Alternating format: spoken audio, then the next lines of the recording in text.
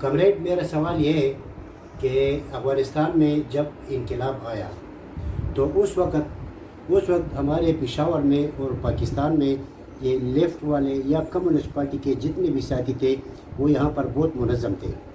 بعد میں انقلاب کے بعد جب مجاہدین کی نام نہاد مجاہدین کی حکومت جب افغانستان میں بنی اور پاکستان کے آئی نے وہاں پر اس انقلاب کو ناکام کر دیا، اور یہاں پر جو کمیونسٹ تھے وہ کئی پیپل پارٹی یا شرپاؤ یا اور گروہوں میں چلے گئے، اور اس وقت بہت زیادہ کمیونسٹ پارٹی کا، کمیونسٹ لوگوں کا بہت غور تھا ہمارے پشاور میں خاص کر.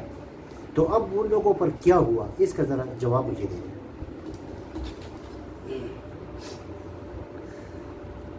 میرے خیال میں تاریخ کو کنگالنا، اس پر غور کرنا اور اس سے سیکھنا ہر عقل مند اور باشعور انسان کی ذمہ واری ہے.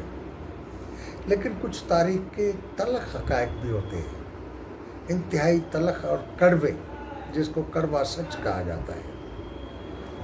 اور مجھ جیسا جو پریکٹیکل کمیونسٹ سیاستدان ہے یا سیاسی ورکر ہے، وہ بعض اوقات ان کڑوی حقیقتوں بیان کرنے سے تھوڑا سا کترا بھی جاتے ہیں.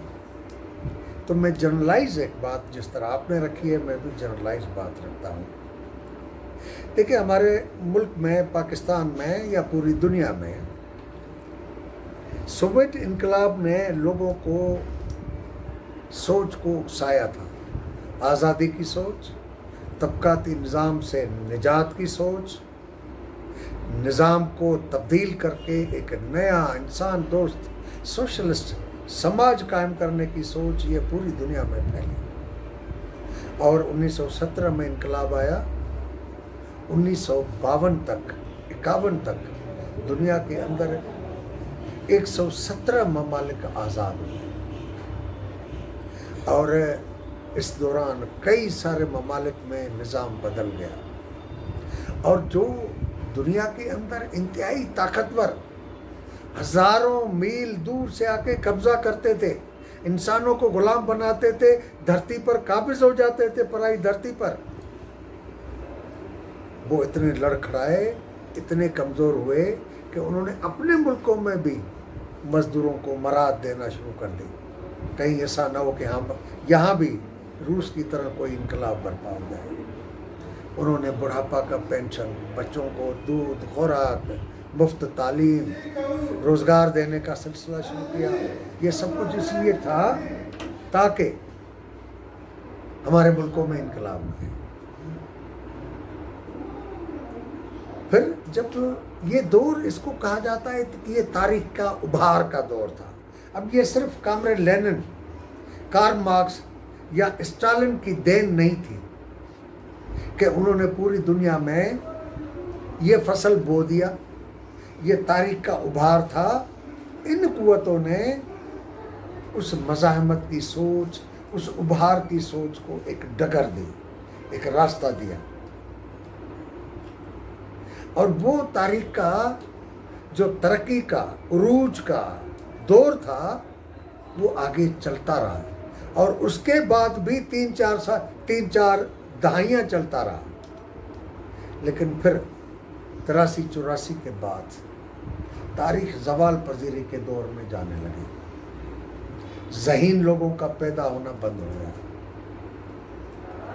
مفکروں کا، بڑے ادیبوں کا، بڑے شعراء کا آہستہ آہستہ دور ختم ہوتا گیا. آپ اندازہ کیجئے کہ امریکہ سامراج جو ہمارا دشمن ہے، ہم سارا دن امریکی سامراجیت کو ختم کرنے کی لڑائی لڑتے رہتے ہیں، لیکن وہاں پر روزویلٹ جیسا حکمران تھا، آئزن ہاور جیسا ذہین حکمران تھا، جان ایف کینیڈی جیسا حکمران تھا. آج کیا حالت ہے؟ ٹرمپ جیسا پاگل وہاں کا پریزیڈنٹ بنتا ہے. جو بائیڈن جیسا جانور کی شکل جیسا وہ وہاں کا صدر بنتا ہے. برطانیہ میں بڑے ذہین چرچل جیسے لوگ ہیں، فرانس میں ڈیگال جیسے لوگ آئے، ہندوستان میں جواہر لال نہرو جیسے آئے، اندرا گاندھی آئی. خود ہمارے پاس ذوالفقار علی بھٹو طبقاتی دشمن ہے، لیکن ذہین انسان تھا، وہ حکمران آیا. شیخ مجیب الرحمن حکمران آیا. اسرائیل میں گولڈا میئر جیسی سیاستدان آئی. لیکن اس کے بعد تاریخ کا زوال کا دور شروع ہوا. اب نیتن جیسے سیاستدان ہیں، مودی جیسے سیاستدان ہیں، زرداری اور شہباز اور نواز اور عمران جیسے سیاستدان ہیں. تاریخ زوال کے دور سے گزر رہی ہے. تو ہماری جو کمیونسٹ تاریخ میں دوست تھے، وہ تاریخ کے ابھار کے دور کی وجہ سے خوشی خوشی اس انقلاب کے راستے پر چل پڑے تھے. لیکن جب تھمنے لگا اور دنیا تاریخ زوال کی طرف جانے لگی، تو ان میں ہمت نہیں تھی کہ اس زوال کے دور میں کھڑے ہوں اور تاریخ کے زوال کو روکیں اور تاریخ کو پھر عروج کی طرف لے جائیں. تو کمزور دل لوگ، چھوٹے چھوٹے مفادات رکھنے والے لوگ تھک گئے، اور پھر انہیں احساس ہونے لگا کہ ہم نے جوانیاں لٹا دی، کچھ بھی حاصل نہیں کیا. اور کوئی این جی او کے پیچھے لگا، کوئی حکمران طبقے کی پارٹی کے پیچھے، کیونکہ عمریں گزر چکی تھی، نوکری اور مل نہیں سکتی تھی. لیکن وہ پیسوں کے پیچھے لگ گئے. کچھ لوگ جو سمجھ رہے تھے کہ تاریخ کی دھارا کو کند کر کے، تبدیل کر کے اپنے حق میں اس کو لے جانے کے لیے لڑنا ہوگا، بلا شک بے ثمر ہے، بلا شک فوج نہیں ہے، چند افراد ہیں. اور وہ چند افراد نے سفر شروع کیا، اب بڑھتا جا رہا ہے. اب بے شمار وہ لوگ جو اس تاریخ کے زوال کے دور سے مایوس ہو کر بیٹھ گئے تھے، ان کو بھی ہمت آنے لگی ہے، اور ہمیں یقین ہے کہ تاریخ زوال کے دور سے نکلے گی. اور یہ تاریخ کی لمبی دور پر نظر ڈالو، یعنی سن 10,000 سے 11,000 سے لے کر آج تک دیکھیں کہ تاریخ میں اس طرح کوئی صدی زوال کی ہے، کوئی صدی ابھار کی ہے. یورپ میں رینیسانس جب پیدا ہوتا ہے، یورپ کا ہر بچہ بول اٹھتا ہے، نئی دنیا کی بات کرتا ہے. ہمارے یہاں بھی ایک دور تھا، 70 کی دہائی، 60 کی دہائی، تشدد کے باوجود، ضیاء الحق کے تشدد کے باوجود، جو بچہ گھر سے 17-18 سال کا نکلتا تھا، وہ کہتا تھا کہ شہید نذیر عباسی کا راستہ میرا راستہ. انقلاب زندہ باد، سوشلزم زندہ باد.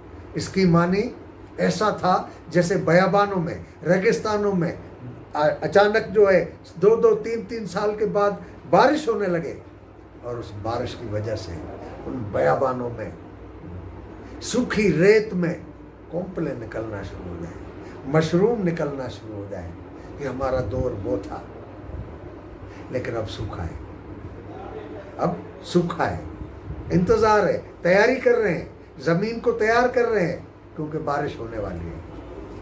تاریخ کے عروج کا دور پھر شروع ہونے والا ہے. سرمایہ داری نظام نے کیموفلاج کر کے بہت کچھ کر لیا، اب مسلسل بحرانوں میں ہے. وہ جہاں پر مراعات دی تھی وہ بھی چھین رہے ہیں. یورپ کے اسکینڈینیوین کنٹریز جہاں پر ہے لوگوں کو ہر قسم کی ریاست چیزیں مہیا کرتی تھی، خوف کے مارے سوشلزم نہ آ جائے. اور دوسری طرف اس وجہ سے کہ پوری دنیا سے یورپ لوٹ کر اپنے ملک میں لاتا تھا اور اپنے ملکوں کو دیتا تھا تاکہ عوام میرے مطمئن رہے، کیونکہ گھر میں آگ نہ لگے. تو فکر نہ کریں، دوست چھوڑ گئے، کوئی پرواہ نہیں. لیکن یہ وہ دور تھے جو کہتے ہیں نا کہ کھڑے ہو کا سب کا ہے، اور جو گر جائے اس کے ساتھ کوئی نہیں کھڑا ہوتا. تو جب ہم کھڑے تھے، دنیا میں کمیونسٹ تاریخ تھی، بلاک تھا، تو یہ سب ہمارے ساتھ تھے. جب ہم گر پڑے تو کوئی بھی ہمارا ساتھ کھڑا نہیں ہوا. لیکن ہم پھر کھڑے ہوں گے. اور دیکھیے گا، یہ دوست بھی ہم ان سے کہتے ہیں کہ یہ زوال کا دور، یہ ہمارے نقصان کا دور آتا ہے، تھوڑے تھوڑے پیریڈ کے لیے آتا ہے. اس کے بعد تاریخ پھر عروج کی طرف جاتی ہے، کیونکہ یہ تاریخ کا فیصلہ ہے کہ سماج کو آگے جانا ہے، پیچھے نہیں جانا. سماج کی ترقی کو، آگے بڑھنے کے عمل کو سست کیا جا سکتا ہے، کچھ عرصے کے لیے روکا جا سکتا ہے، لیکن پیچھے نہیں لایا جا سکتا. یہ پختونخوا جس میں آج ہم بیٹھے ہوئے ہیں، یہ تہذیبی طور پر باقی ہندوستان کی ریاستوں سے کم مہذب نہیں تھا. یا فوک میوزک، ڈانس کیا نہیں تھی.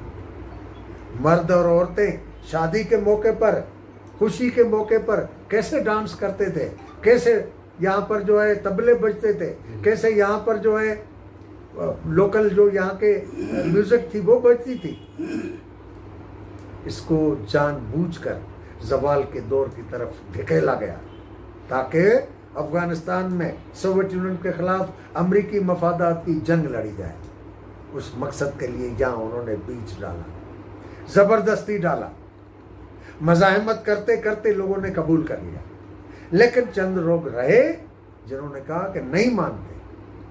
مذہب ریاستی نظام نہیں ہو سکتا، مذہب عقیدہ ہو سکتا ہے. اور وہ لوگ کھڑے ہیں. اب تو نوجوان، یہ نوجوان بھی اب ہیں. آپ اور ہم تو بڑے ہیں، اس دور کے ہیں جس میں ہمارے دوست ہمیں چھوڑ کے چلے گئے، لیکن یہ تو نئے دور کے انسان ہیں. یہ نئے دور کے انسان تاریخ کے سفر کو آگے لے جائیں گے. تاریخ پھر ترقی کی طرف جائے گی. دنیا میں 21ویں صدی کا مجھے ایسے محسوس ہو رہا ہے کہ 21ویں صدی کے باقی 20 سال ہیں، اس کے بعد انقلاب کی ایک پھر چین سلسلہ شروع ہو